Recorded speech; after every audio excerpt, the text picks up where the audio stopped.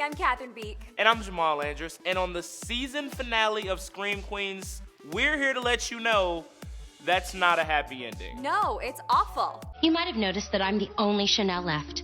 That's because I got away with it. Let's go down the list, shall we?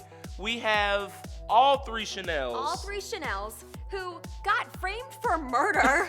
In an insane asylum, and they didn't do it. It doesn't matter that they're like happy. Right. They're in an insane asylum partially because Hester framed them. Exactly. And then partially because they kind of jumped the gun a little bit at their trial. At their trial.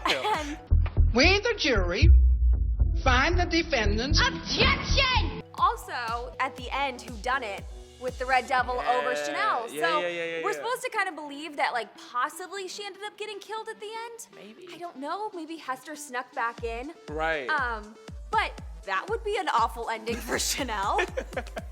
One of the things you may think is a great ending is Zayday and Grace. They hold the executive positions in Kappa Kappa Tau and they're bringing it back, but they're doing it with a murderer. In the house.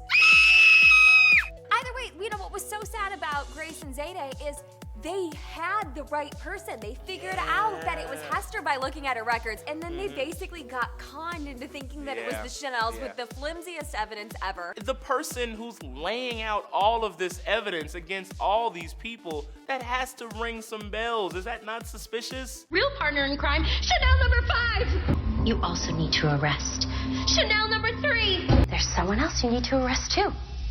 Chanel Oberlin. Our lead detective went for it. Just like, oh, is this the case that you're handing me right here? Okay, great, I'll take it. But unfortunately, you know, she had to break up with the Which- lovely Chad Radwell. Which leads us to another person who did not have a happy ending. Go. Just go! You don't want to look back at it one more time. Chad Radwell, everybody. He lost all of his friends. He lost all of his friends to murder, which is like very tragic. But along with that, the love of his life. Last but not least, Hester. Hester. I did think it was interesting that she only killed one person, and that was Pete at the end. She's just not a good person. Yeah. So therefore, she doesn't really get a happy ending in my book. Anybody who kind of orchestrates murder, you don't usually want to see them doing so well. I'm gonna tell you right now, I wanted her to get killed at the end. Just did. You have at least 2 people campaigning for Hester's demise. In season 2, bring it. Bring it, Ryan Murphy. Thanks for watching, guys.